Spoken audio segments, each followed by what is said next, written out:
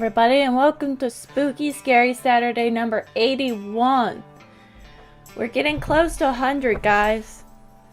I can't believe it.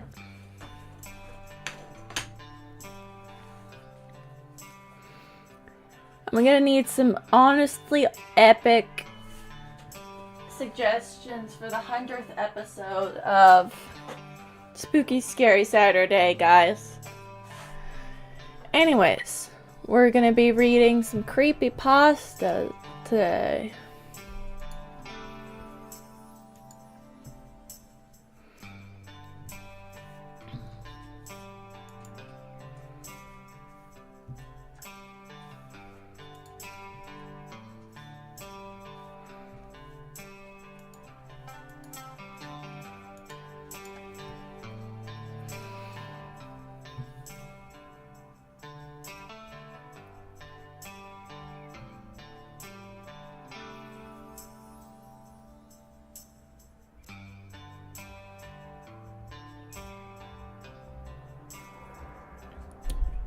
Yeah, if anybody's got any really good ideas for the 100th episode, leave them in the comments or post them in the chat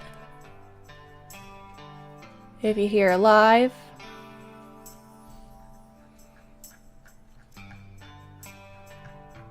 I will read every comment and chat I get.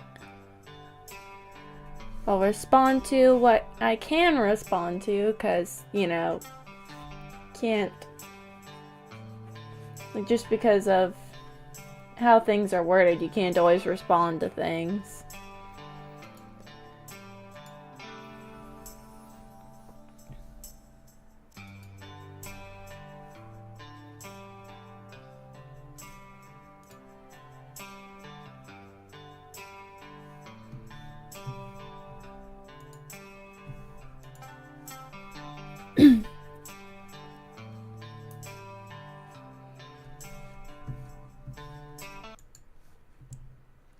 Hello.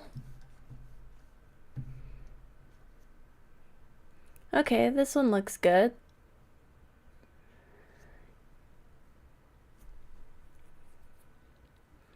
The Storm of Tears. Oh, wait, hold on. Sup, gamers?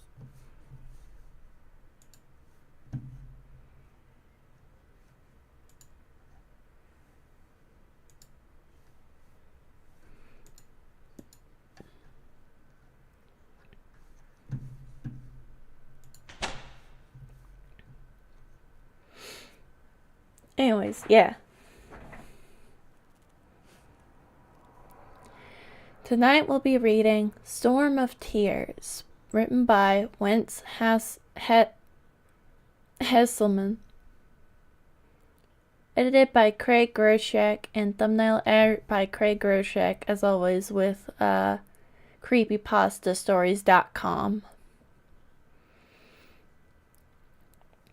The current rating is 8.40 out of 10 from 5 votes. An estimated reading time is 16 minutes.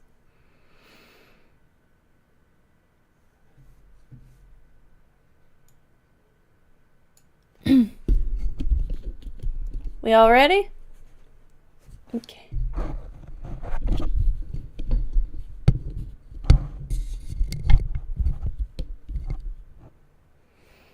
First, Grant Bateman found out that he'd lost his job. He showed up to work and was told to clear out his desk. When he got home, he found his wife in a flurry of activity that looked a lot like packing her things. She told him that she was pregnant. She also told him that she was leaving that day to move in with the father. I feel like this music's completely inappropriate for this. Hold on, I'll get something good.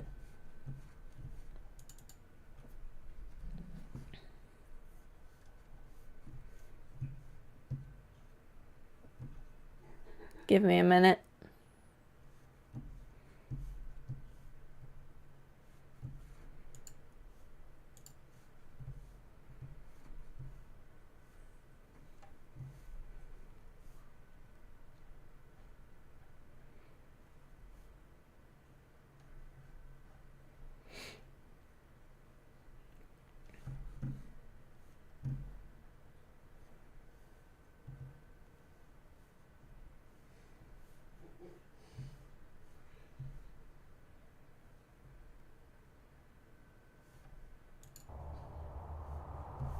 This sounds better.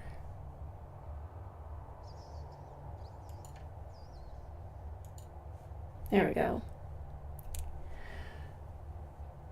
Grant didn't remember much after that.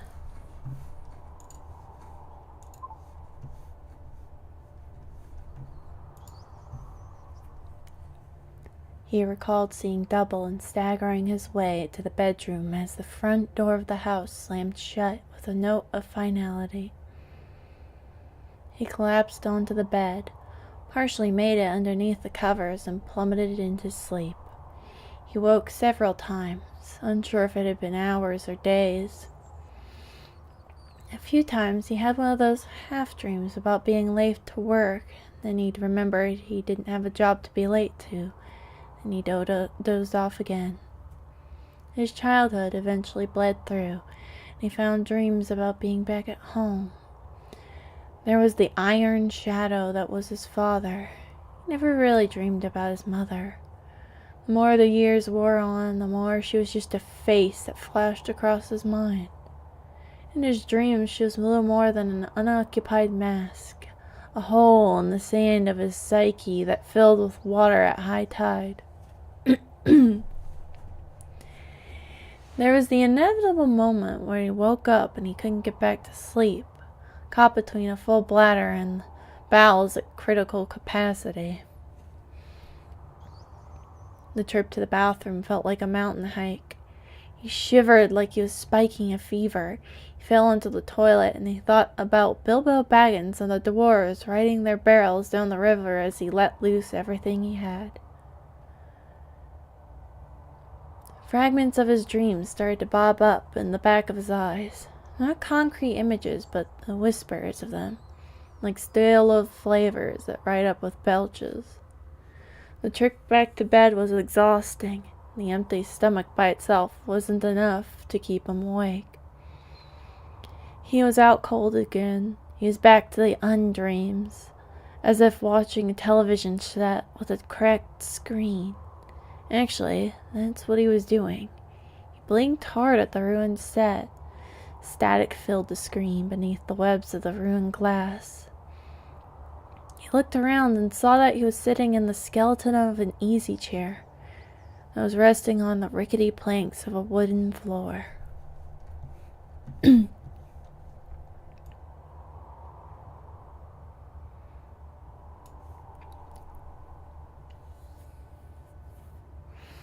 There must have been a house standing there at one point, but it was gone. The sky was where the roof should have been.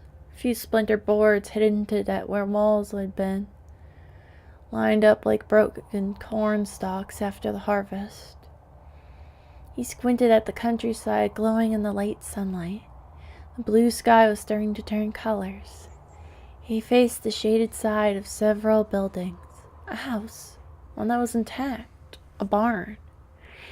He heard the distant voices of animals, a lone goat, then the reply of a cow, a child's giggle.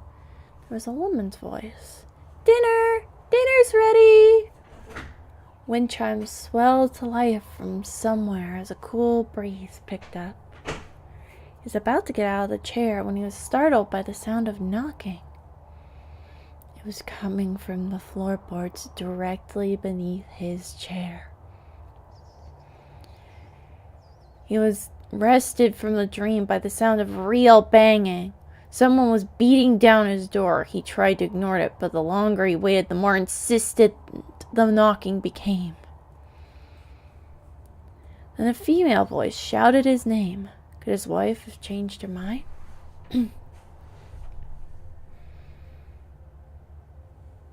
Under the force of a thin hope, he made his way to the door and opened it. Found himself staring into the shocked and concerned face of his disgustingly successful sister, Megan. She looked at him with a mixture of alarm and relief. "I've been calling you for weeks, and you never picked up. Then I got a message saying your number is no longer in service. What is going on?"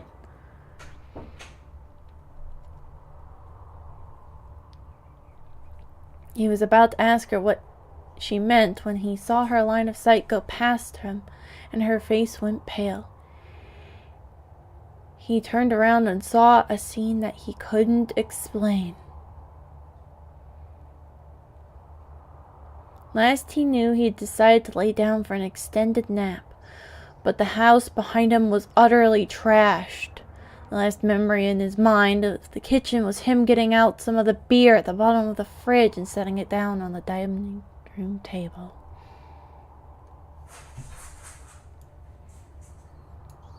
Now dishes were strewn everywhere, including the floor. Takeout boxes looked like stones from ancient ruins. Food covered the floor, the table, the chairs, the walls in broad, messy smears. More wine bottles than he ever remembered having in the house at once were everywhere. Some of them were cemented in place by smeared food.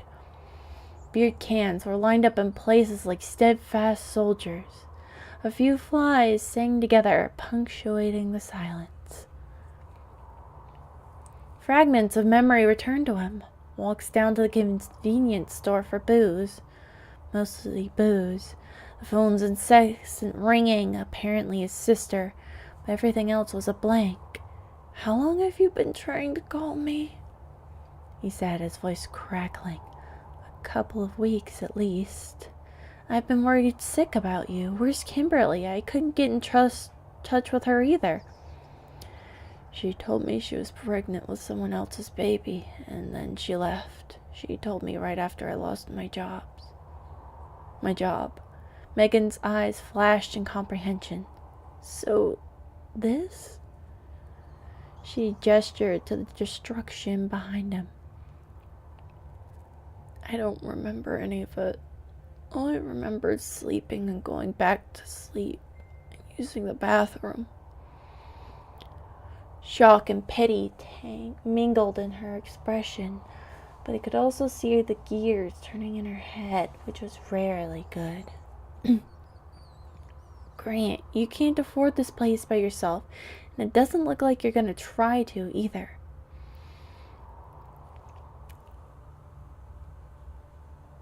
He shook his head. "I'll find a way to get back on my feet. I don't need charity. I just need to catch my breath. Grant, I'm having a hell of a time looking after Dad."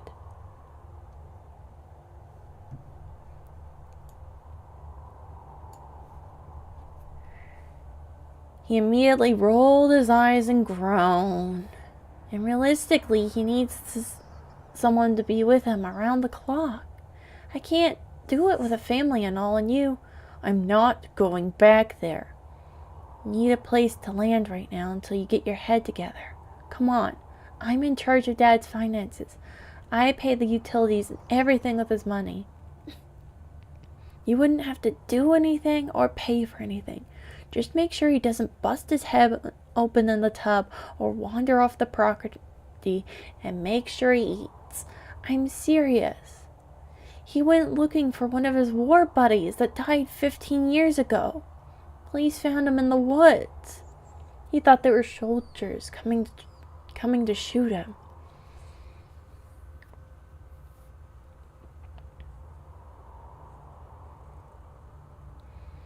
It was the first time Grant had seen his father since he left home when he was 16 years old. He could see the man he remembered in the washed-out eyes, but the gaze was vacant. The old man, Emmett, remembered who Grant was, but he talked to him like he was still a child. Grant punished himself by waiting for a moment of clarity from his father.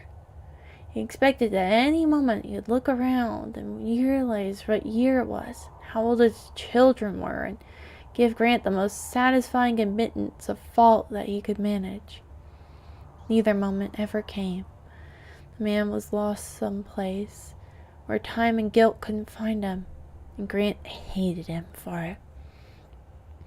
Buried memories, born of trauma, reached through the ground like the walking dead. He remembered certain angles at which he saw the kitchen table, when he got certain bruises across his cheek, across his back, and stings of slap and the deep ache of blows. And the child Grant would open his eyes after the strike and see the kitchen table or the stove, and the memory was set. ready to be rediscovered like bricks from an ancient civilization. Something told Grant his father's knuckles never stung in reliving those moments. No ghost of Christmas past, no specter of remorse pushed those things back into his consciousness as he steadily sank into the deep, blissful peace of a vegetable.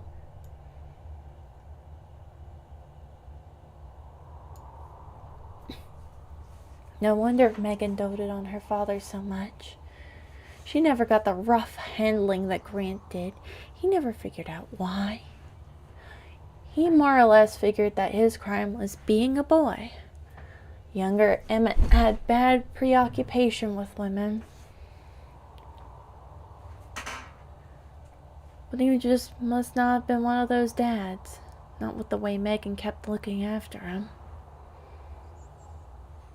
Emmett spent most of his day sitting at the kitchen table staring at whatever was in front of him, either a newspaper or a cup of coffee. The only thing missing was the houseplant. No, wait, the old man was the houseplant. Time wore on in days with no measured beginning or end, just the way it had been when he was a boy. One day, Grant went outside to get some fresh air. He tottered around the yard with his hands in his pockets, his chin bouncing off of his chest, as if walking around a cemetery. So many years.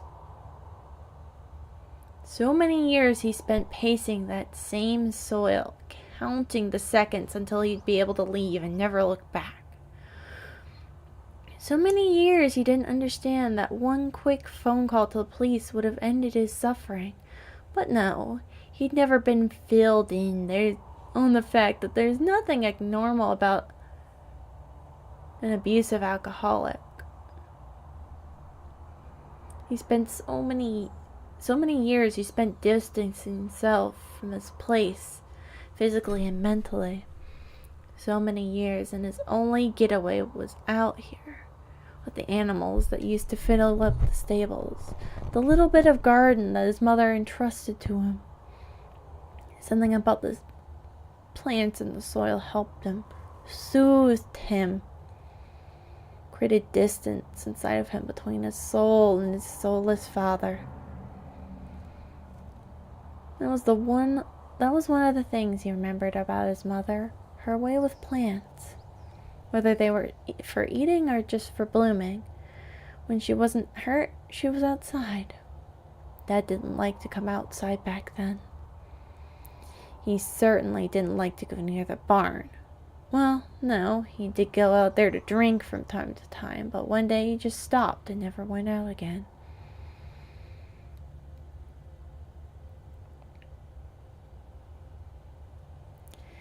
Child Grant picked up on that and tried to make the barn his hiding place. Then he found out real quick why Dad never went out there. Then he was too afraid to hide out there. Even when his dad was in another drunken stupor looking for someone to vent his rage on, there was something out there he couldn't explain. He just knew that it was terrifying.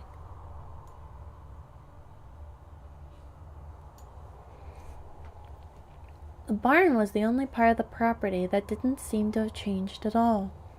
Everything else had aged or shifted in some manner or in some other respect, but the barn was as unchanged as a snapshot.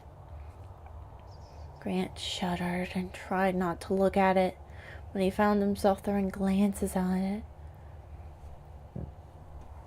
Excuse me. He tried to focus on the ground. Now that Dad wasn't really supposed to leave the house, he could take up gardening once more. Why not go back to what worked? Gardening helped him cope with bad luck before. It could help him again. He knelt down and pulled out a clump of scraggly grass from the hard-baked soil. Then he pulled another and another. He got absorbed in the activity just like he had as a child. He was so focused that he didn't notice the dark clouds that veiled the sun. He barely registered the thunder that rolled from the horizon. The breeze blew several degrees cooler, and the birds sang out in alert. There was lightning, but he didn't pay any mind. A few isolated drops kissed the back of his neck. He still took his time. What finally made him stand bolt upright and clench his teeth and begin sweating had nothing to do with the storm. It was a sound that he had buried deep down along with all those unfortunate years of being a boy to a man like Emmett for a father. Hearing that sound made his body respond the exact same way it had when he heard it in childhood. He dreaded hearing it at night. It came from the barn. A wailing, mourning, a fountain of agony so grievous and so deep that there wasn't enough air in the lungs to fully jettison all the pain. It was the one thing he'd feared to hear all more than he feared hearing his father raise his voice. He stole away to the house and went inside his room. He was taken aback at just how shaken up he was. If he hadn't felt like he was back to being a helpless child before, that awful noise sealed the deal. He eventually figured out he only heard it when it rained. He had some flashes of bravery where he tried hiding in the barn when the weather was clear, but he could feel the weight of something unnatural out there, something wrong, something unsettled and angered and restless. For a while he fooled himself into believing that was the way the wind whistled inside the barn, but no matter how creative you are, there's no way to explain how wind can sob.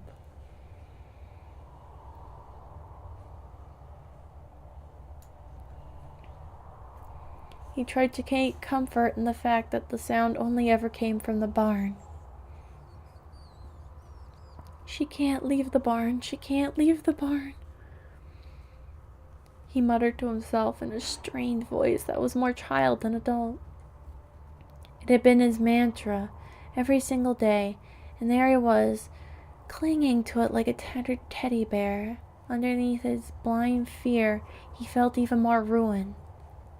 A grown man that had spent his life building a tower of mental refuge, shaken down to rubble, exposing the child hunkered down inside, rocking back and forth. And rock he did, till something reached him that made him freeze. Above the din of rain, he could hear that infernal crying inside his room. That had never happened before.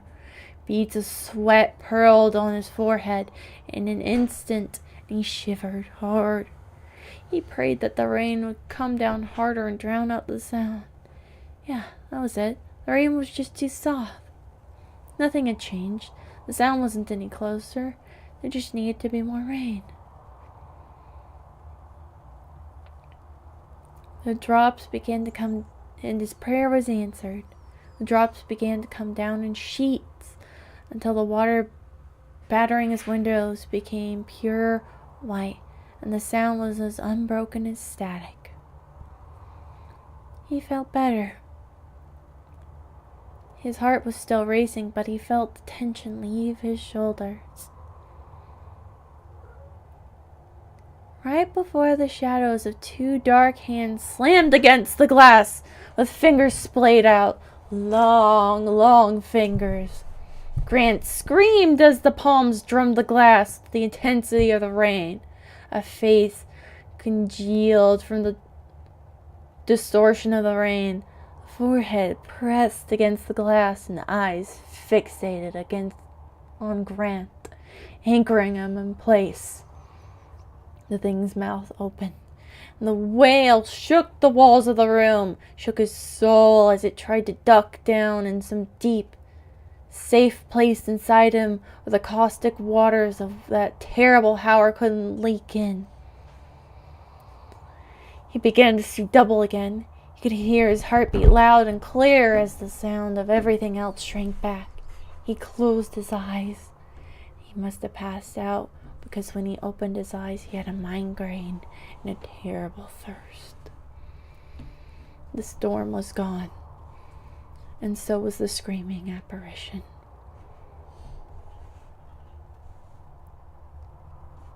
Grant wanted a stiff drink more than he wanted his next 5 minutes of oxygen. There was a hammer in his skull that wouldn't let up.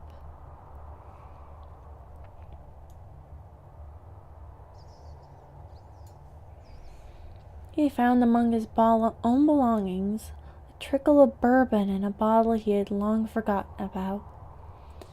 It was just enough to tease his senses with the artificial release of indulgence hanging beyond his frayed nerves like a carrot dangling in front of the hungry donkey.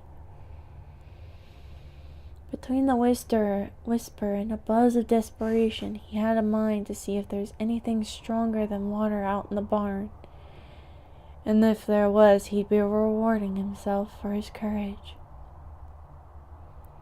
He pulled open the junk drawer in the kitchen, and there was an old yellow flashlight. He took it.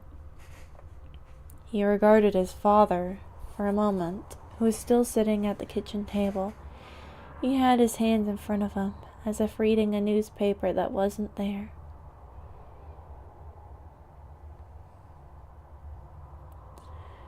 Bitterness tried to leak in. If ignorance was bliss, then senility must be ecstasy.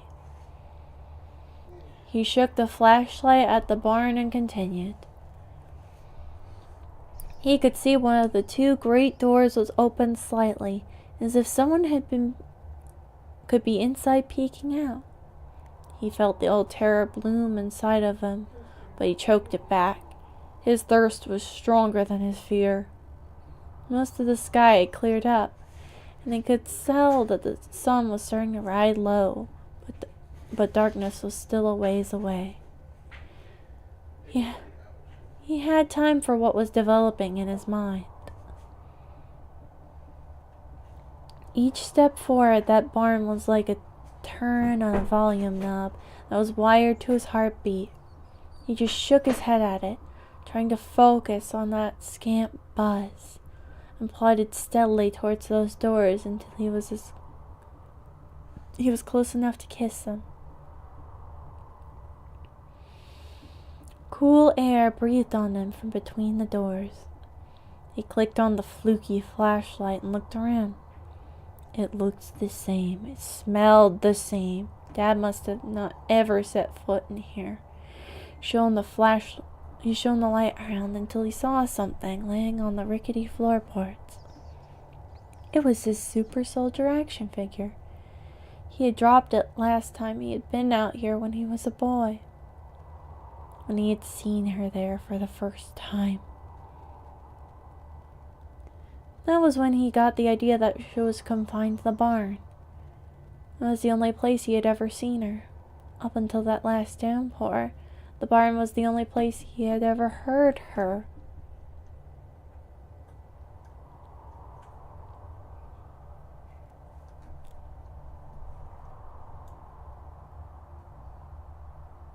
He shone the light around.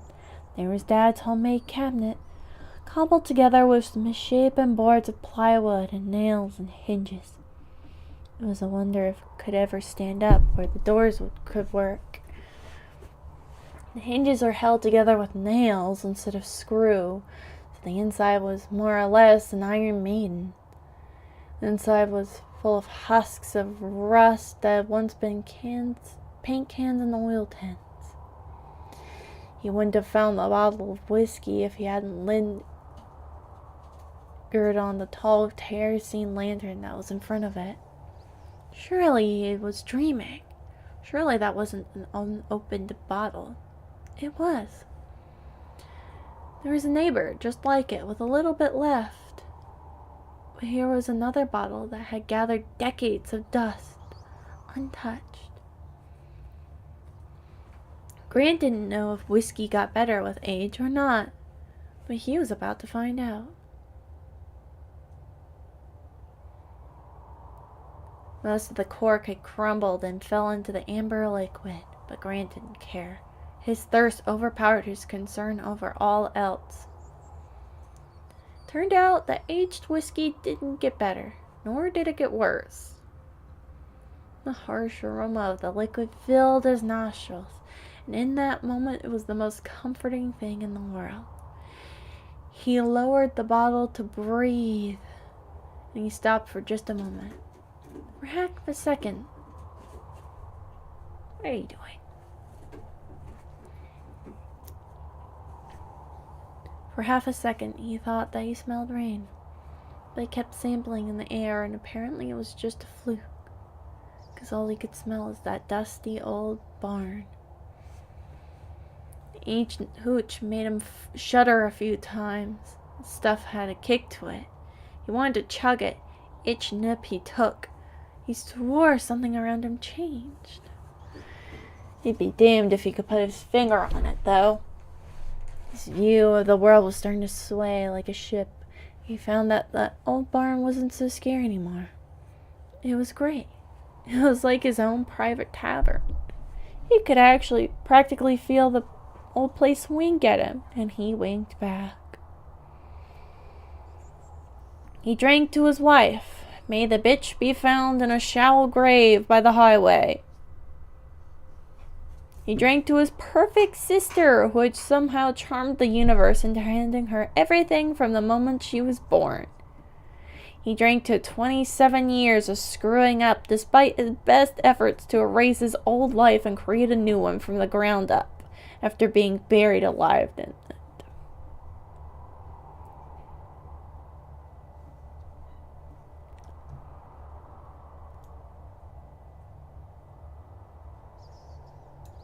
He was thinking about taking the first piece of jagged, sharp metal he could find and cutting 27 lines in his body, one for each year of failure.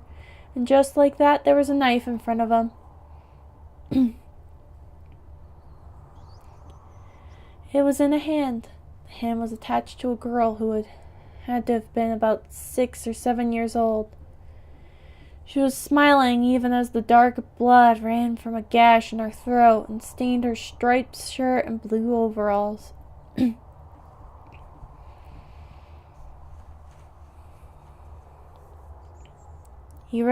His throat constricted as he looked into her eyes. He could see it. He didn't recognize the face, but he recognized the eyes. The girl had beaten his bedroom window, that had screamed and sobbed inside that barn, that had remained the voice of the little girl as he grew into a man. He blinked and she was gone. The terror almost perfectly suppressed by his intoxication. But it wasn't enough to filter out a cheap jump scare.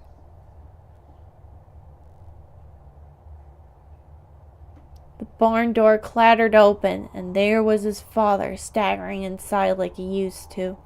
He wasn't an old man anymore. He was young and robust like Grant. He grasped a bottle of whiskey, much like the one his son was holding. The smell of rain wafted inside.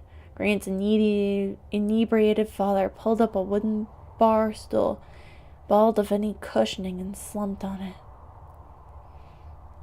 His lips moved fish-like against the bottle, and the potent liquid ran down the corners of his mouth.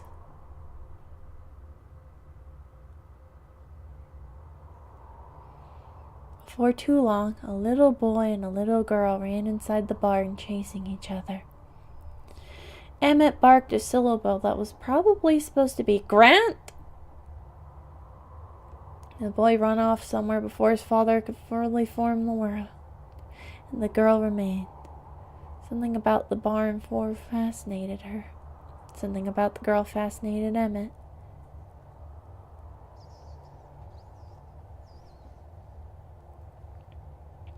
He got up and shut the barn doors. There was no buzz that could suppress the dread welling up inside of Grant as he watched. But he blinked again, and the scene had mercifully changed. There was the ruined body of the little girl, laying limp on the floor. There was Emmett, holding a knife while the other hand was trying to pull up his pants. He produced an axe and a shovel and gracelessly hacked up several boards in the barn and lifted them up. Tried to set about digging, but gave up after only a few shovelfuls. The dirt was only falling between the boards, and even as he could tell that time wasn't on his side. So he just tucked the girl's body in the hole he had made and laid the boards back in place. Their splintered and ruined ends screamed that they were witnesses to something awful. Emmett took an old rug and dragged it over the boards, piled some random detritus on top. Grant became aware that he was alone in the barn again. His buzz held, but it was subdued thanks to a shade of shock-induced sobriety. He struggled to remember the girl. For everything, he was stuck with remembering about that barn. He couldn't recall anything about the girl. He perceived that he was no longer hallucinating, and there the complicit rubble heap sat. He set the bottle down unsteadily, began taking things off of the pile and tossing them. Bricks, cinder blocks, boards, and there was the rug. He moved it. There were the ruined boards. The sight of them made him swallow hard.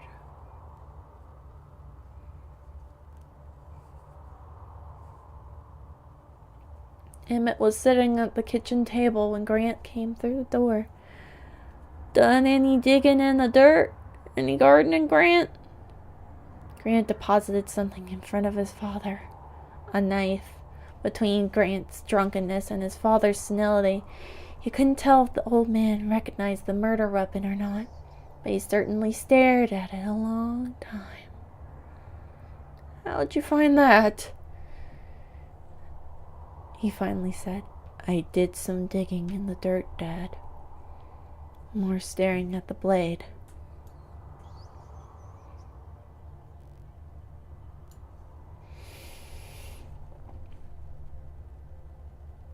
His father opened up his mouth to speak when he was interrupted by the most violent clap of thunder Grant had ever heard. It rocked the house like an earthquake, and the lights blew out, their glass singing in the darkness. Grant instantly sobered up yet another degree. It shouldn't have been that dark already. He opened the door, and the sky was carpeted with the heaviest thunderheads he'd ever seen. And how that thunder rolled and roared from all directions. Grant was soaked in seconds. Yet above the din of it all, he swore he heard his father's voice in the distance. Lightning lit up the yard just in time to show the barn doors slamming shut. He acted before his fear could take hold. He darted over to the barn and went inside. The kerosene lantern from the cabinet was lit and sat on the floor, throwing his rays into it. The recently exposed hole. Something new was in there. It was the old man, buried up to his neck. One eye was open wide and round, looking straight at Grant. The handle of the knife bloomed from the other eye, and the second whiskey bottle from the cabinet was rammed down Emmett's throat. Grant found himself in a similar state to when all this started, when his job and his marriage evaporated right in front of him. He didn't feel any substantial loss over his father. There was some whiplash in the way that his deeds caught up with him. Sure, but Grant was in no hurry to call the coroner. It crossed his mind to tell Megan that Dad had wandered off again and leave it at that. The silence in the house was heavier than ever, and yet the place seemed to have less weight. Some unseen loose end was tied off. Grant lay in the dark, staring at the way the rain threw itself against the window. It had light up quite a bit. "I wish I could remember you," he said to the glass, "and I'm sorry." But there was no answer, no acceptance, no denial. He reached over to the dark shape of the whiskey bottle and shook it. There was a substantial slosh. Maybe he'd get around to it before falling asleep. Maybe not. And that was, already forgot the name of this. The Storm of Tears. It seems like, Sir Emmett, father of Grant, did a very big bad.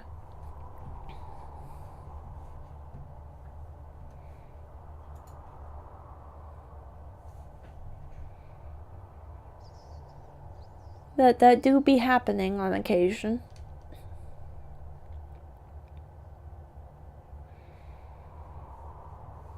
That was pretty awful, yes, but we have definitely read much worse. Okay, this should be the last one for this video. We've got Whiteout by Devin Langan.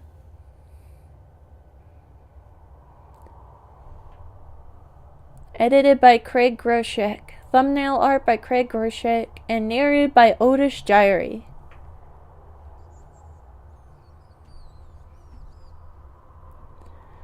Otis Gyrie is a pretty prolific reader. Yes, we have. We will never forget the trauma of the blue bear. The blue bear will never be forgotten because that was just... No. Nah. Anyways, this should only take a little while, and we'll finish off this spooky, scary Saturday with this.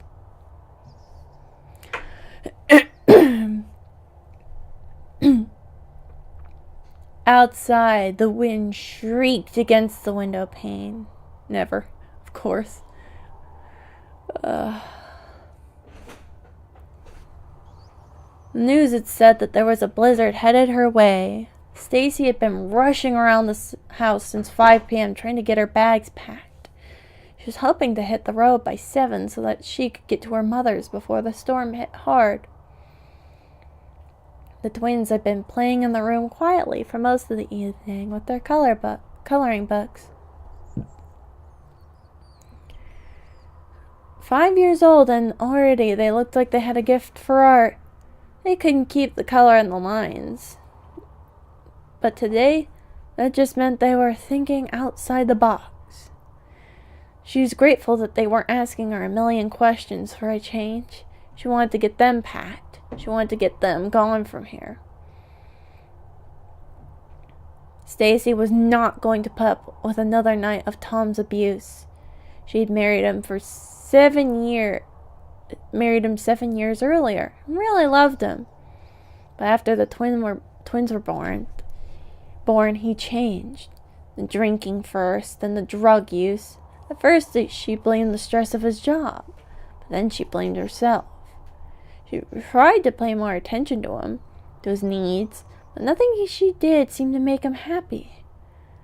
Not the sexy nightwear, and not the babysitters over the weekend so that they could spend alone time together. 2 years ago, the violence had started. At first, it was just an odd smack when he was angry, but it escalated quickly. One night, Stacy had come back from the restaurant to the sound of screams. Rushing into the house, she found her husband holding little Chrissy, clutched tight in his hands, her feet dangling from the floor. But it was what she saw in his eyes that scared her the most. Tom's eyes had no Tom in them. What she saw was completely alien. He was shouting that he wanted Chrissy to shut up or he would kill her, punctuating each word with an aggressive shaking of her limp body. Late night, he apologized, blamed the stress at work, and that he was going to see a doctor about his anger. Damn him! Sarah was next. Almost 2 days later, then another apology. I love you so much. I can't forgive you. Myself. I need you. I need the girls. You are my life. That was the way it went for the next 2 years. Stacy had not told anyone. She was afraid that if she did, her babies would be taken away from her, and she could not muster up the power to leave him. They had been high school sweethearts, and the kind of power couple everyone assumed would live happily ever after. Also, Tom was the main support of the family. He had been made partner at the firm where he worked shortly after they had married. He had made excellent money. Stacy had been so proud of Tom. He was the youngest partner there. Without his money, she could not see herself providing well for her children, and she felt trapped.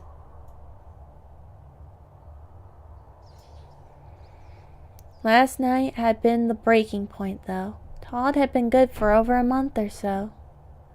She relaxed a little and went out with her girlfriends. She came back over an hour late. Opening the door, she could hear Chrissy and Sarah crying loudly. Tom was shouting incoherently at them, holding an egg beater over them and bringing it down again and again over Sarah's bare back. Stacy felt something break in her. She jumped at Tom, and he turned at her with that wild alien look in his eyes. For the first time, the sight of her did not bring him back. She felt her face light up in pain. She had been hit with the egg beater, but she held her ground somehow. She could not believe her luck. She managed to kick that son of a bitch right in the groin. It was not like in the movies, though. He did not fall to his knees, screaming in pain. Tom's eyes rolled into the back of his head, and he lurched towards her. Panic for her children emboldened her. She let him get close, then grabbed something from behind her on the dresser. The snow globe she managed to grab exploded in a shower of water, glass, and flakes that blinded her. She hoped those flakes also blinded Tom, but she did not have to worry. Tom was laying on the floor, face down, with a small trickle of blood on his temple. He lay there motionless. Stacy took the opportunity to lock herself in the master bedroom with her daughters, where they huddled in fear all night long, waiting for Tom to come banging on the door.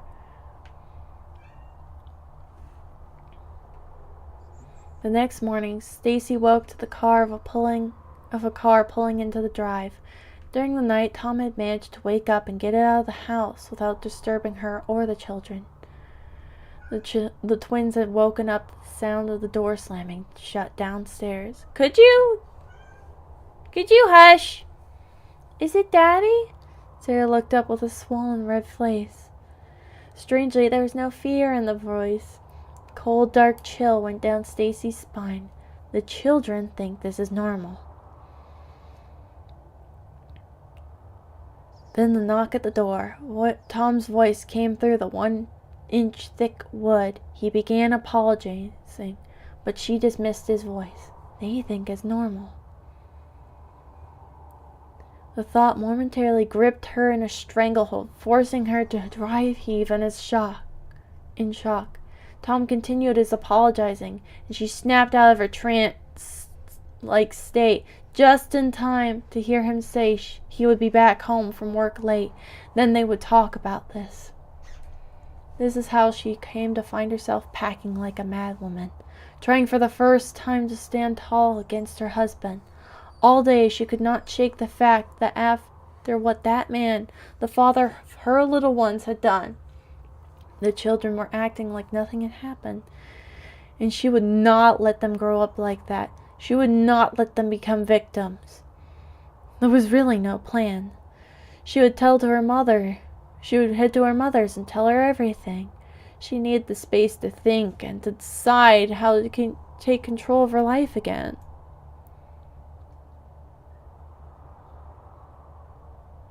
Outside, the howl of wind was joined by a light flurry of falling snow. Blood started to pound against Stacy's ears, and she could feel the cold beads of sweat forming on her brow. Every minute closer to Sever made her more nervous. She wanted to be long gone before he came home. She was afraid she would lose her nerve if he came home and caught her. Worse, what would he do? How would he retaliate? Sweaty hands snatched clothes from the dresser. Darting eyes scanned the rooms to make sure she had missed nothing of importance. The children's clothes and a few favorite toys all ended up askew in a large black garbage bag. Suitcases were bloated with more clothes and a few more of the kids' more precious toys. "Mommy!" The sudden shout snapped Stacy out of the rhythm she had established. Sarah was standing in the doorway with this big smile on her face. "Can we play?" Sarah held out her crown and grinned. Sparkling blue eyes shone with mirth, just a sweetish dash of mischievousness. "They think this is normal." "Not right now, honey. Can you play with your sister?" Sarah started to pout, but only for a second. "Chrissy, Mom says you have to play with me." Sound of something being dragged along the wall, and then another pair of bright blue eyes peered from behind the door frame. "Play with us, Mommy." Chrissy smiled up at her mother with a green streak of crayon across her face, white teeth always prominent in her big, happy smile. Mommy wants to play babies, but Mommy is really busy right now. But guess what?" The two children looked at each other. "We're going for a car ride."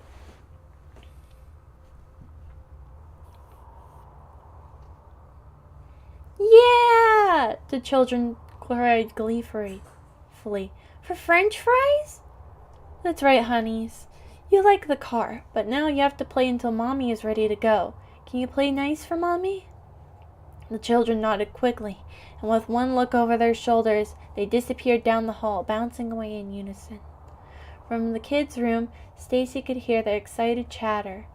She cast a quick glance outside the window. Beyond the frosted, foggy glass, the world had started to turn a deep white.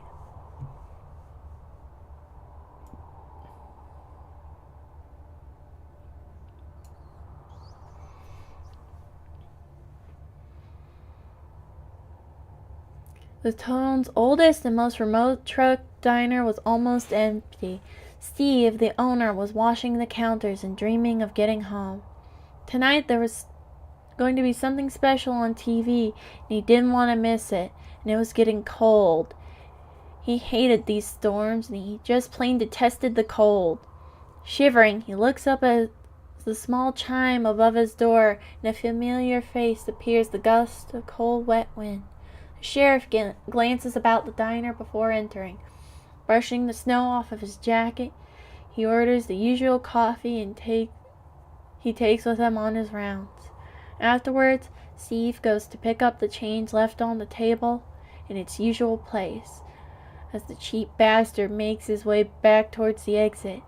Sighing, he rolls his eyes. Short $1.25. The guy stiffed him, and this was supposed to be the law in town. Steve, I asked for the coffee whitener. This is not this artificial sweetener garbage. You know it gives you cancer, right? Sorry, John, none left. Thought you wouldn't mind. You know what's worse than cancer? This stuff gives me gas. I'm stuck in a truck in this cold all night. You know what that means? It means all the windows are rolled up. Why don't you ever have the coffee whitener? Well, I'd have to say it's 'cause the new help my useless brother hired keeps forgetting he buys the groceries and he's in a rush to plow your old lady. You're a real funny guy, Steve. Good thing I don't lock up people for being so funny. Well, pardon me, Sheriff. I'm just saying, it ain't the roads being the only thing plowed around here tonight is all. Carefully, Steve. You're not just taking the joke too far, you're absolutely murdering it. And murder is something I can lock you up for. The sheriff grins and turns as if to exit the diner. Oh, just take your brew and get out of here. Get home before the storm really hits hard. Yep, I hear you. It's gonna be a real bad one. Best get myself home to the woman. You know how she worries about every little thing. With that, the sheriff tips his hat and offers one more quick glance to his old friend Steve. Nearly forgot. You best get the road closed sign on pretty quick. Looks like we're gonna have a hell of a night. I don't want any cars out there on that road. Not tonight. No sense in me going to get them in this weather. I hear ya. I'll turn the thing on in 2 minutes. Don't be messing around. Get that sign on. Just get home. I'll take care of it. 2 minutes later, Steve, the owner of the last diner on the way out of town, saunters back into the room and flips the switch on his outdoor sign. The sign that would have warned vehicles that the road out of town would be closed till further notice. The outside sign sizzled and crackled to life, was shorting out and going dead almost immediately. Steve might have been the world's best line clerk and a great manager of the smallest diner in town, but he was not, and never claimed to be was much of a handyman. Being handy was also part of the job description of the dumbass his brother hired. And outside, the dead sign had disappeared in a cold, wet coat of sleet and snow. Shit. 6:30, and finally the car was packed and ready to go. Extra blankets and clothes were in the back, packed tightly into the small trunk. The girls were strapped into the seats tightly, and Stacy took one final look around the house. God forbid she forgot something important. Tom was going to be home very soon. Screw it, she thought.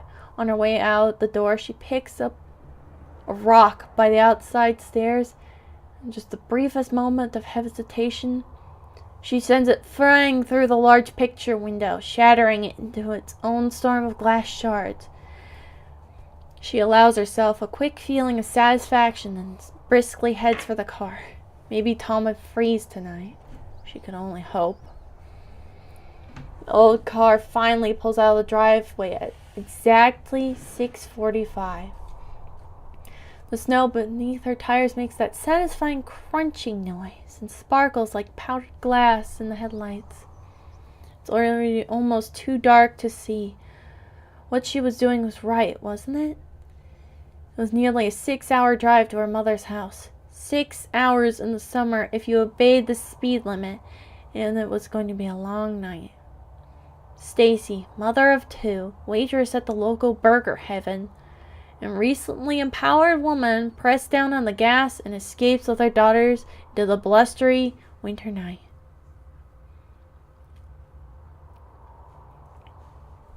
French fries, Mommy, French fries. We want French fries. Sarah was pulling against her seatbelt and Chrissy was fidgeting back and forth in excitement.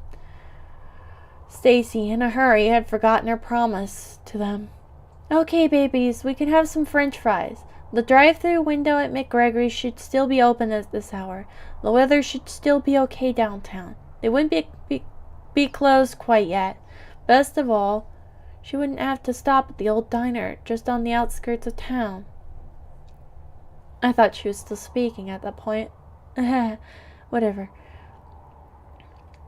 I just won't post the recording of this. I'm fucking up too much. She didn't like that place because it was greasy and cheap, and they never seemed to have any coffee whitener. I assume that means sugar. The interior of the car smells of French fries, savory and salty. Reaching down into the seat beside her, she grabs a few of her own and pops them in her mouth.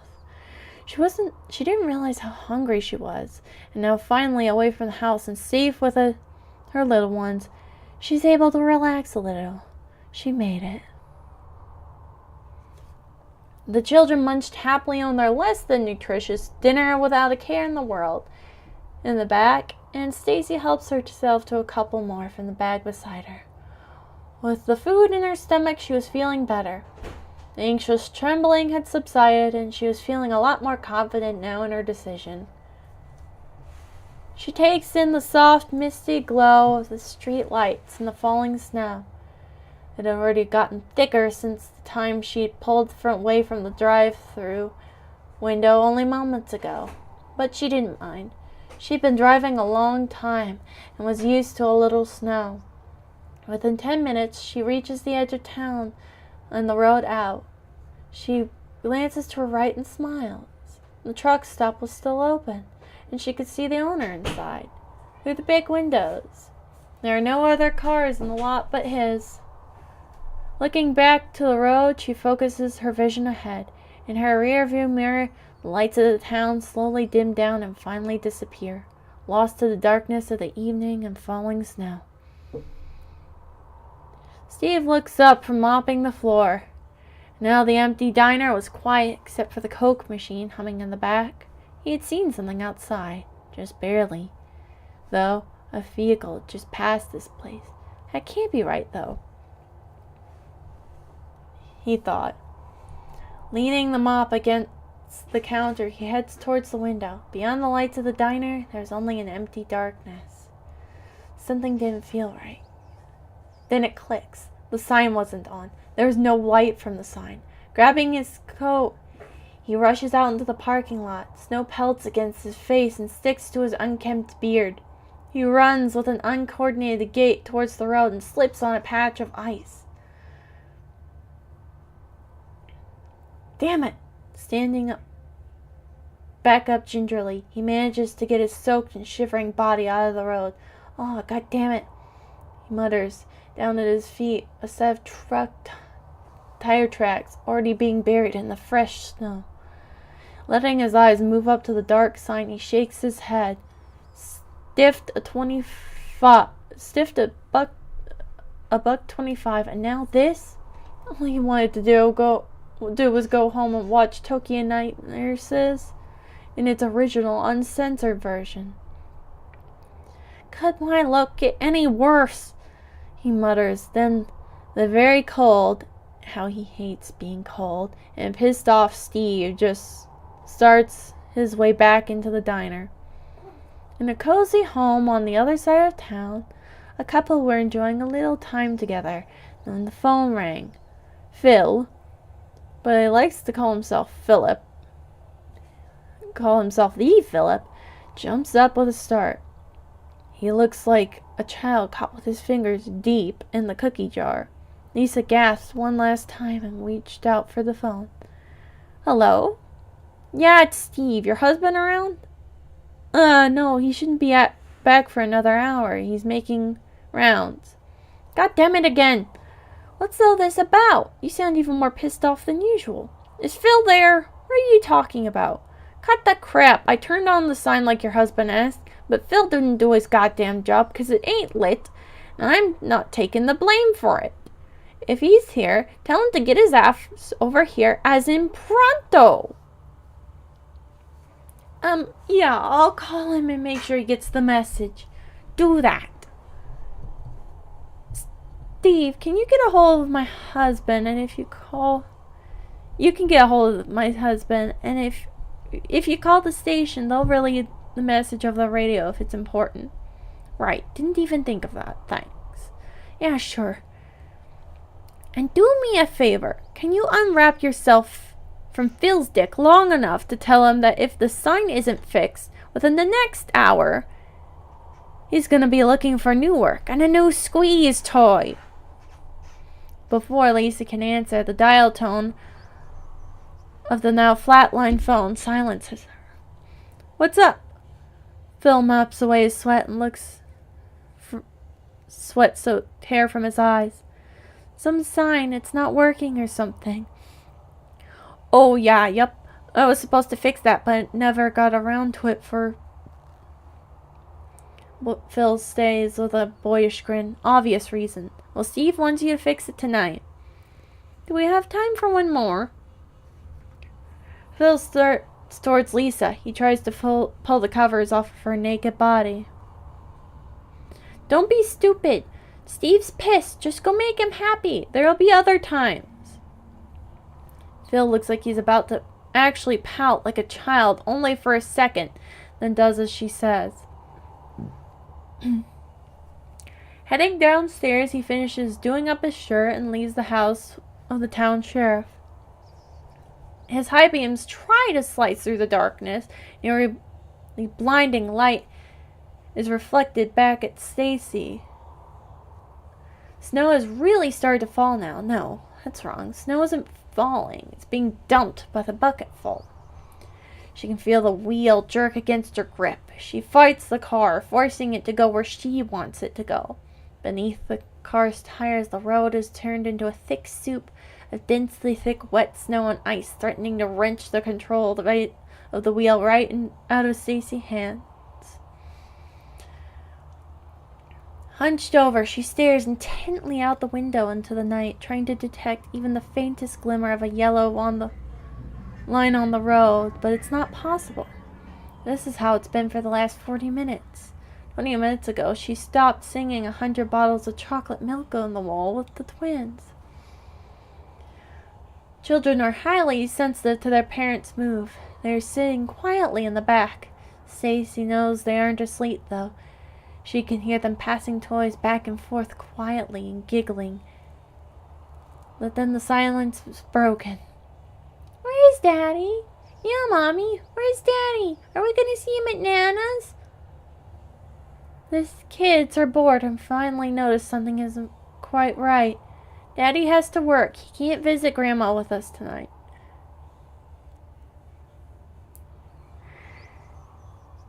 Can Daddy come tomorrow? Sarah asks. Can he visit Grandma too? Chrissy follows up. I miss Daddy. One of the twins exclaims. Stacy isn't sure exactly which one, as she's trying to keep their vehicle firmly on the road. Yeah, I miss Daddy, and I want some cake, Mommy. That's Sarah. Stacy fed her a Twinkie once, and when she was 3, and now she'll crawl over a mountain of any other junk fruit for a piece of that cake. Kids, I need you to play the quiet game for a while, okay? Can you do that for Mommy? Mommy really needs to have a quiet drive, okay? If I win, can I have some cake? Yes, Sarah, if you win. But you'll have to be quieter than your sister, and for longer. Can you do that? There is no answer. The kids know this game really well. Just the promise of cake can keep them in line for an awfully long time. Chrissy can usually outlast Sarah, but not if there is a Twinkie on the line. Sarah has gone up to 40 minutes while Stacy did her housework. Stacy breathes a little sigh of relief. They will be quiet for a little while at least. Stacy never even has a chance to slow down.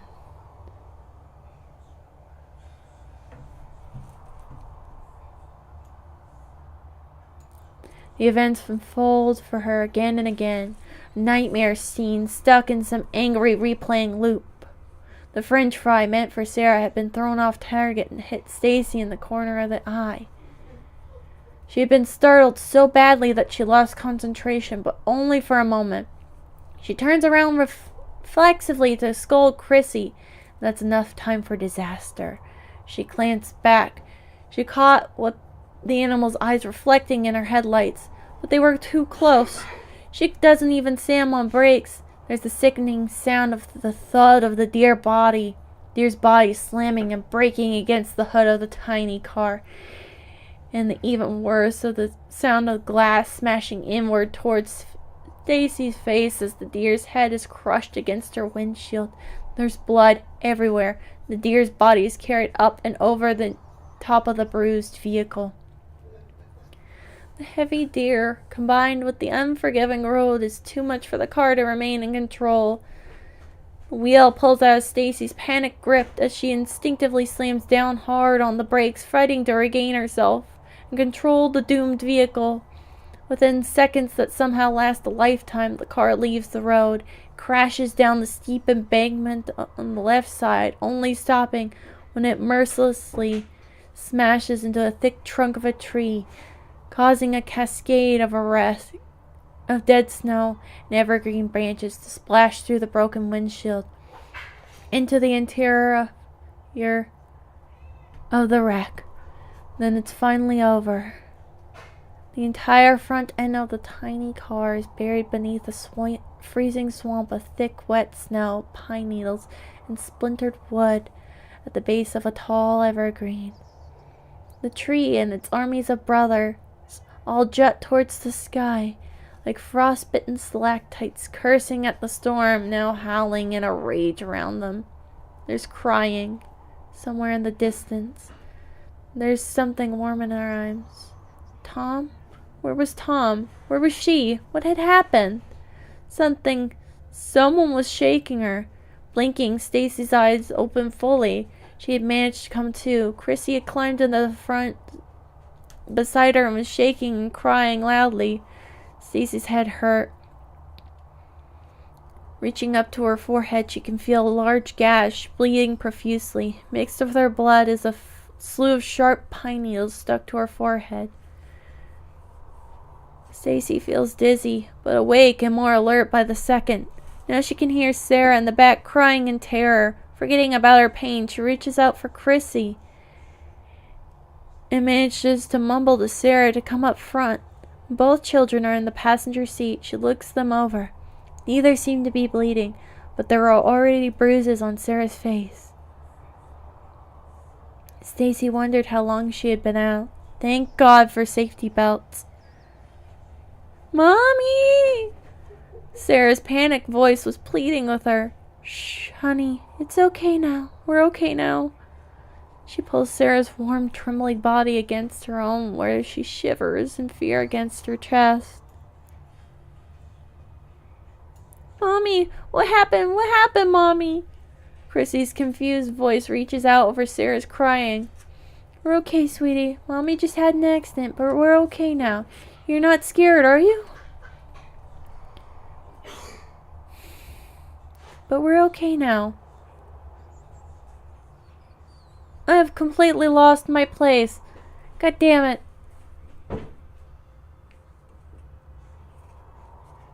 Okay, here we go. She tried to use her most confident and relaxed voice, but it cracked. They were in trouble. The engine was dead and the interior lights on the dashboard were dim. She's afraid that the battery might be dying too. The windshield has a large break in it, and there's water dripping down inside to the steering wheel, then dripping down into the mat. They had made it. They were all alive, and with only minor injuries. Now it was up to Stacy to figure out a way to get them out of this. Okay, kids, let's get into the back. There's more room. The children have stopped crying. Mommy's in charge, and they are only too willing to obey. Quickly, they scramble over the seat and try to get comfortable in the back. Stacy tries to move. Sitting up brings a rush of pain to her forehead and sweeping nausea through her body. The wound in her head opens and starts to bleed over the clots it had been trying to form. Opening the glove box, she grabs the remainder of napkins from dinner, presses them against her injury. A moment later, the throbbing and nausea subside enough to allow her to take stock of her situation. She's ready. Climbing gingerly over the seat, she sits down between the kids. They'll have to share body heat. Mommy? Yes, Chris, baby. I want to go home now. I don't want to see Grandma anymore. I want to go home. Yeah, Mommy. I want to go home and see Daddy. The children have stopped sniffling and their tears dry on their distressed little faces. We can't right now, honeys. We have to stay here for a little while, okay? Then we'll go home, I promise. She's got to take their minds off the situation. She can't think properly if she has to deal with scared children. Hey, I know. Why don't you tell me, what do you want to be when you're a big person, Chrissy? Chrissy wants to be a fireman, Mommy. Chrissy shoots Sarah a glance and sticks her tongue at her sister. Firewoman! And Sarah wants to fly to the moon in a spaceship.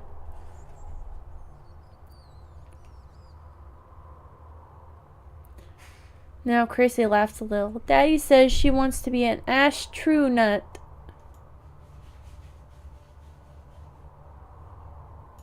I'm not a nut. Now both children laugh. Not loud or with enthusiasm, but a timid laugh as a start. Stacy smiles a little. Good. Keep them occupied. Okay, Chrissy, why do you want to be a firewoman? Sometimes there are kitties that don't know how to climb and they get stuck in a tree, that's why. Sometimes kitties see a bird in a nest and then they climb in the tree. Then they're too scared to come down. Oh, Mommy, can we have a kitty when we get home?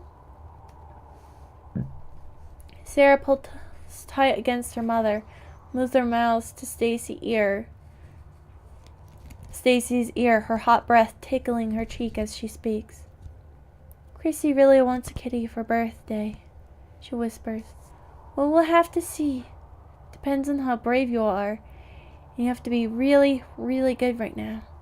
Can you do that for Mommy? Chrissy squeals in delight and balls her little hands into fists. Her eyes glaze over as she fantasizes about her own cat to play with. What about you? What do you want for your birthday, Sarah? Sarah looks down for a moment. She has to think about it, but when she looks up, she smiles and her blue eyes light up. I want Daddy to take us to the zoo again. Stacy grits her teeth but smiles as she brushes her daughter's hair from her face. Then she turns to look out the window, the world slowly disappearing from view while forcing a smile to remain in place. She tries not to notice how cold it's become. John was angry, very angry. The miserable weather had nearly caused his vehicle to slide into 3 telephone poles while on his rounds now. Now he had to go track down some crazy person who headed out of town in this miserable weather. When he got a hold of whoever was stupid enough to go on a night like this, well, he was going to do some serious neck wringing. Phil, too. He couldn't wait to get a firm grip on that guy. There would be a new position opening up for a local handyman/delivery boy. Shit. It had to happen on this night, too. Of all nights. Lisa said she wanted to talk to him about something important tonight.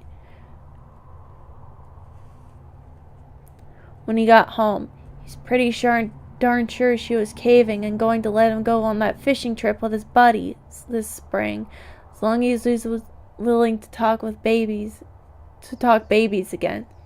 Goddamn, John had a few words for whoever was out on that road tonight. He was sure they'd find them parked somewhere on the side of the road. They couldn't have gotten far in this weather. But he could do them no good with his cruiser. He had stopped at the station and upgraded to a larger vehicle. Now with his trusty thermos full of reheated day-old coffee and the emergency radio switched on, he steered the large 4x4 into the full fury of the storm. Freezing cold, their bodies are shivering uncontrollably now. The twins had fallen silent about half an hour ago. They were pressed as tightly against her as possible. Their little hands were buried in her clothes, pressing against her flesh. Chrissy's hands were clammy against her skin, but she had to keep them warm. Okay, hold on. I give you a kiss.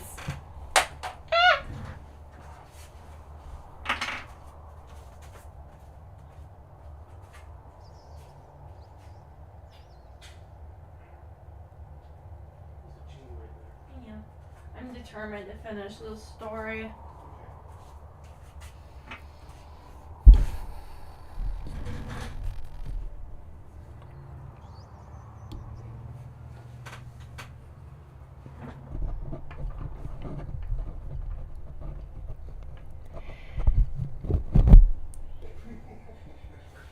but she had to keep them warm. It was so cold.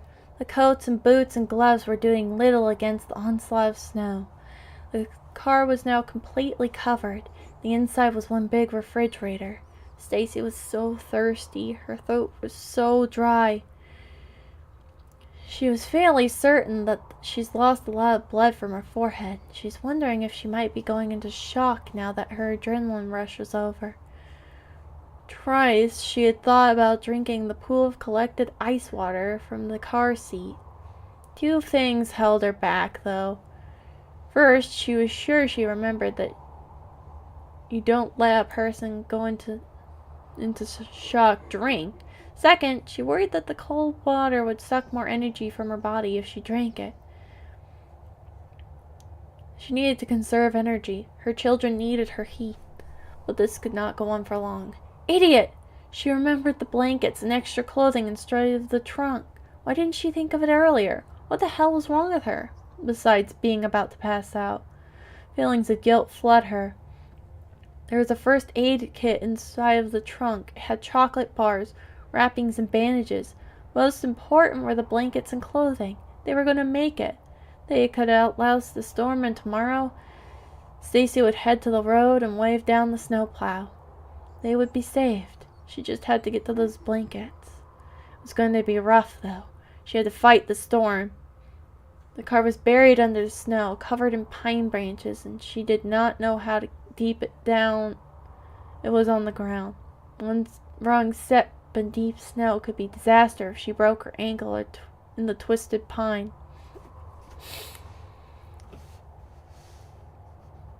She glanced down at her babies. They were turning pale. Both were too cold now even to complain about being cold. Leaning forward, she reached out and grabbed the keys from the ignition. It had to be this way. She lifted Sarah over her body and laid her against her sister. They wrapped their arms tightly around one another, but they did not have her heat. She paused and thought a moment. They needed more. Unzipping her coat, she pulled it off of her body. It wasn't a big deal. She was actually starting to feel warm again. Maybe she was amped up for the work she was about to do. She wrapped the coat tightly around the two sleeping twins.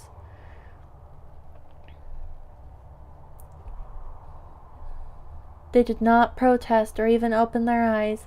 Sarah whispered something in her sleep. Chrissy shifted even closer to her sister. Opening the car door had been more of a fight than Stacy had anticipated.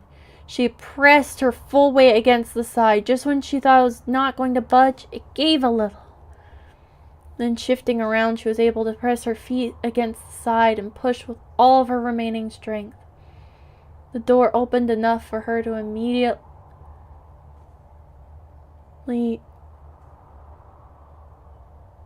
for Stacy to just barely squeeze out.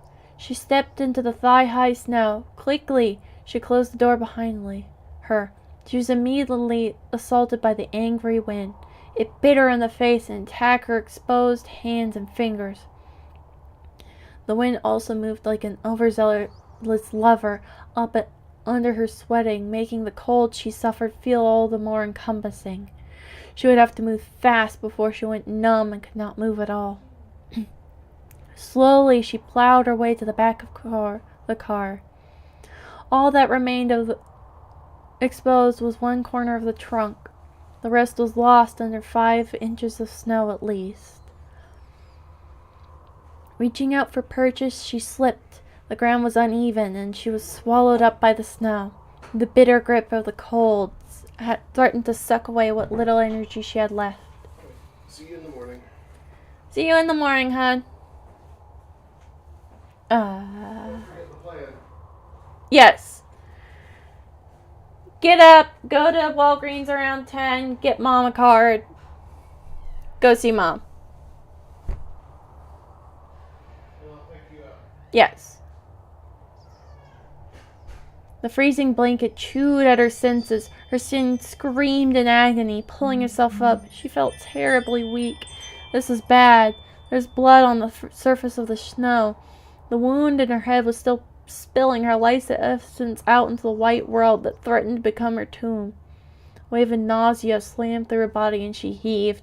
She vomited into the snow-covered trunk. Her whole body felt dizzy right down to the bone.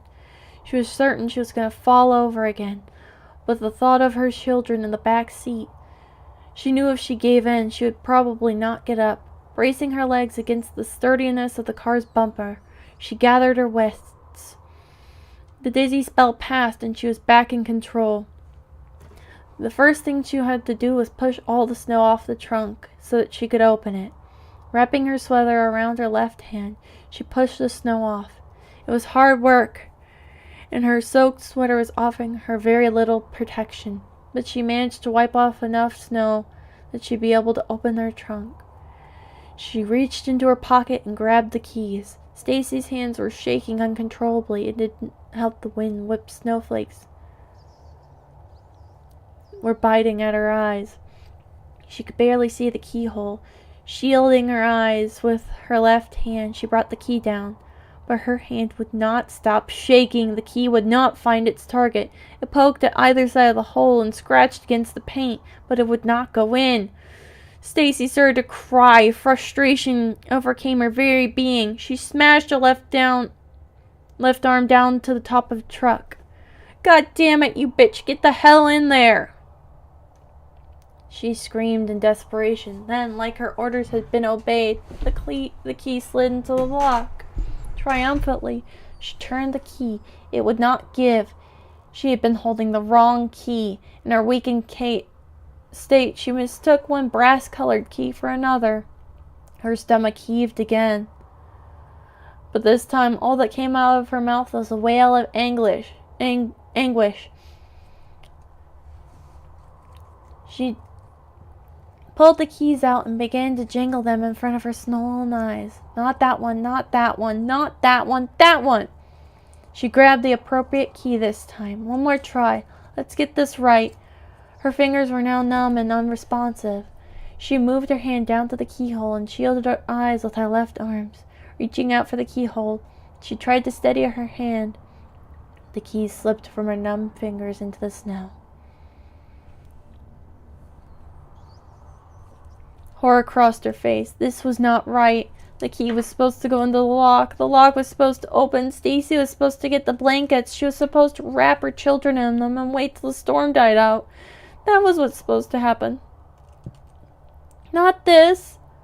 Stacy was too numb to find it. She could only muster the energy to reach into the snow and probe around for the keys. They were nowhere to be found.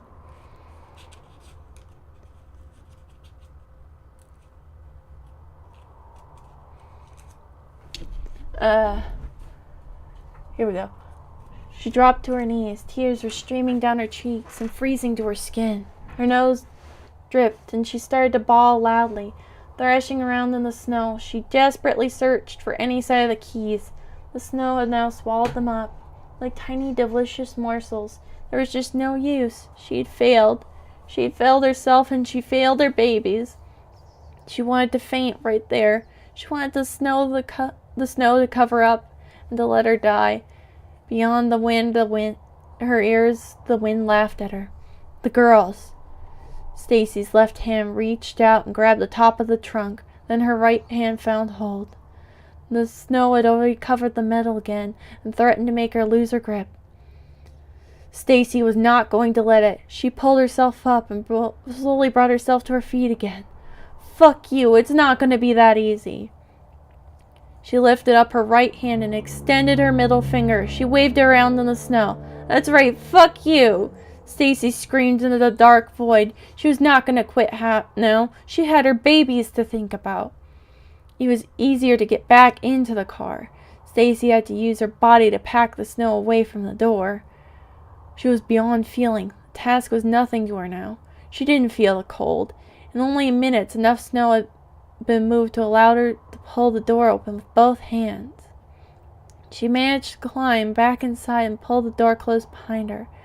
Shut it with a dull creaking sound. The noise startled Chrissy awake. She opened her eyes and looked at her mother.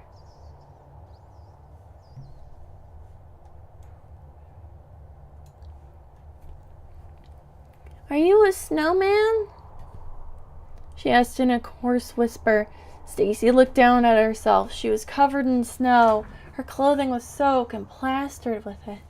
This was not good. She pushed into the driver's seat and stripped down to her underwear. Her clothing no longer bothered her. It would mean death to her little ones. She brushed the snow out of her hair with her left hand and noticed the strange angle her finger pulling to that. It was dislocated, probably when she smashed her hand down on the trunk. She couldn't feel it. Her body was too exhausted to register pain now. "How you feeling, Mummy? Honey?" "Sleepy, Mommy. Sleepy and cold." Chrissy reached out for her mother. Sarah's eyes remained closed. She was in a deep sleep, probably for the best. Though Stacy moved into the back again. She was still a little wet, but didn't notice. It wasn't cold for her anymore. She felt nothing in her now. She wrapped herself around the children, keeping her wet bodies separate from the others with her coat. Chrissy ran her tiny fingers through her mother's hair. "I wish Daddy was here, Mommy." Stacy's limbs felt so heavy. "I know, honey. I'm sorry, baby." She was so tired, but she tried to grip her children as tightly as she could. "When can we see Daddy?" Stacy never answered. She wouldn't be answering anymore. Outside the car, the snow had just stopped falling. John had been driving for 2 hours. He'd been making good time in the large truck. The chain tires ripped at the snow on the road, and the engine growled angrily. Pissed off he had to be working this hard in this kind of weather. He just started to think that the crazy fools weren't out there. And he felt the front tires slam against something hard. The interior contents of the truck went flying everywhere. John's coffee spilled all over his pants. "God damn," he muttered. Bringing the truck to a stop, he paused long enough to decide it was best to go investigate. He climbed out of the truck and stepped down into the road. Snow came up past his boots. It was like glue to him, wet and thick. He could feel his feet getting colder by the second. Going up around back, he checked what caused the thump. Half exposed beneath the carriage of the truck was the mangled remains of a large deer. He gripped the front legs in his gloved hands and pulled. It was smashed, but more important, it was frozen. John's vehicle had not done this. Somebody else had hit this deer. Snow had stopped falling, so he was able to have a good look around. Pulling out his flashlight and scanned the distance. Then, as if to offer sympathetic aid, the full moon came out from behind a curtain of storm clouds. It was over. The storm had passed. The night was fully illuminated. The scent of pine trees wafted through the air as their creaking snow-covered branches gently allowed light dusts of snow to fall from them. It was the quietest and most peaceful scene he had ever witnessed. Good enough for a Christmas card, he thought. Only a moment later, John found something that ruined that sense of peace. He flashed his light down a steep embankment and saw something that caused him to shiver. Buried deeply in the snow, except for the back end, was what looked like a small car. Damn fools. Why tonight? He wanted to slide down there and check for survivors, but he knew what he had to do first. Sheriff John Buick made his way back to the truck and radioed for help. He was going to need a plow and a tow truck. He was also going to need help getting himself and anyone else back up the embankment. He couldn't wait. He grabbed the radio from its case and attached it to his belt. From the back, he grabbed 2 emergency blankets and his thermos of hot coffee. If he got trapped down there till help came, it would be fine, but he needed to get whoever was in that car.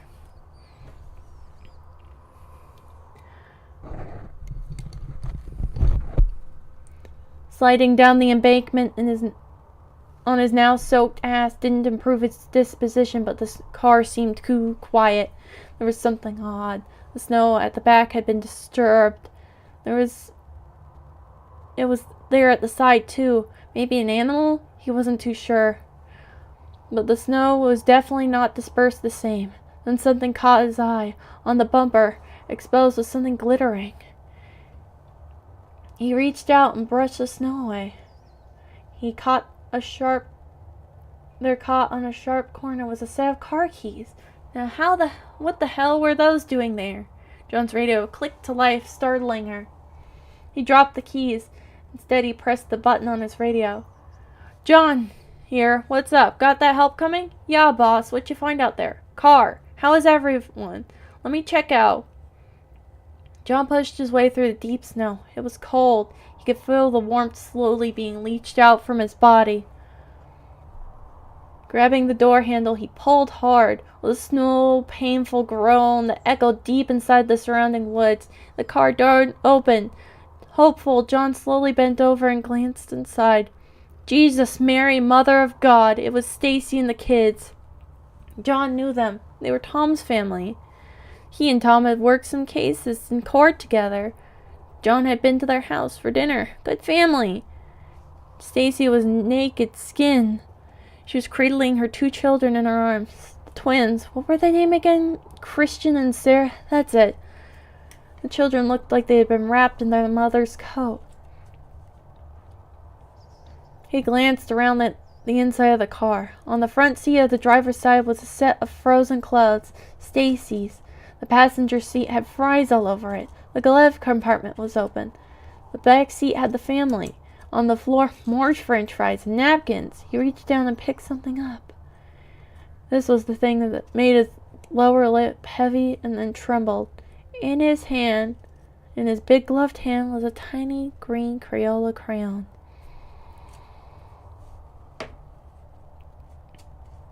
John paused for a moment to collect himself, and slowly reaching out to Stacy, he tremblingly brushed her eyes aside. Thank God, the twins, thank God, were already closed. He'd seen scenes like this, but this was the first time with young children. Hey boss, you there? Everyone okay? John heard the radio but did not answer. Boss? You there, boss? John opened his eyes and wiped his nose on the back of his hand and then grabs his radio. Bill, no survivors. Come and get me quick. He moved from the back of the car. He still kept Stacy's keys in his hands. Why had she left the car? He pushed his way to the back of the trunk, sweeping it clean with his arms. He tried the different keys and finally found the right one.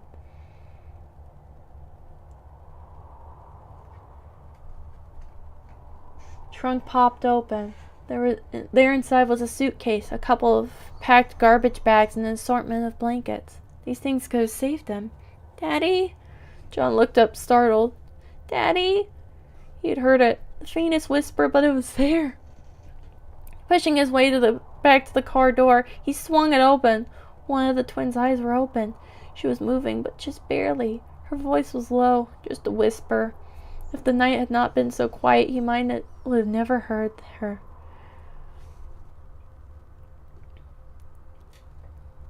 Hey there, honey, he whispered. She slowly turns her head to look at him. Her skin is so pale, she is nearly gone. He quickly climbs into the car and pulls the door closed behind him.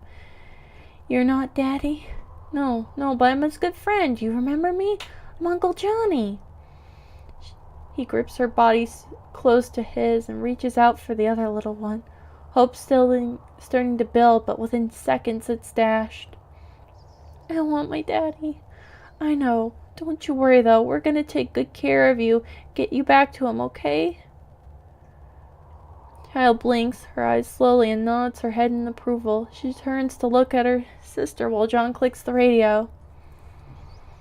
Get here now. We've got a survivor.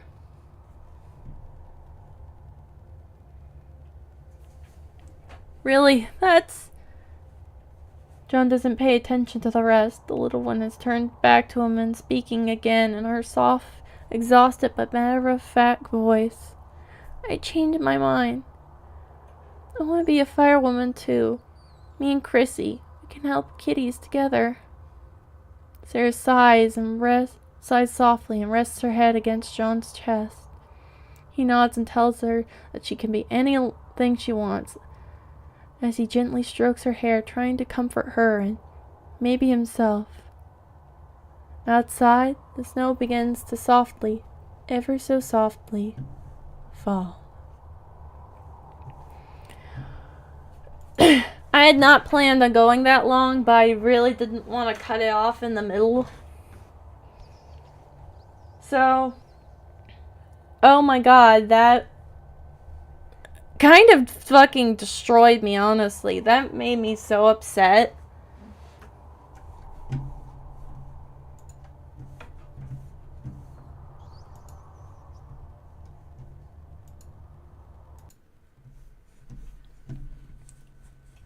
I genuinely feel real sad right now.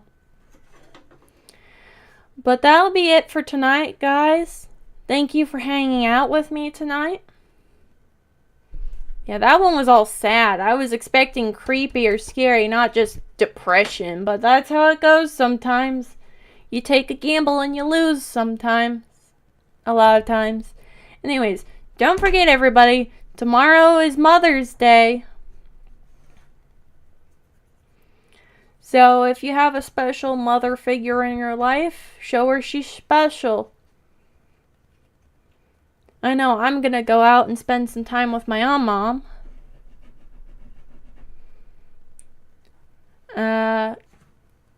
Yeah. So, thank you all for tuning in and hanging out with the possum tonight. It's been an awesome possum evening with you guys as always. Also, I'm sure you noticed I have a different background now. Yeah, I got me a Monty Python background. This is one of many. Yes, good night. Have a great night. Make sure to stay out of small spaces you can get trapped in. Stay out of traffic. Stay out of engine compartments. Stay hydrated. Stay awesome, possums. I love you all. Have a good night. Catch you next week. Peace out.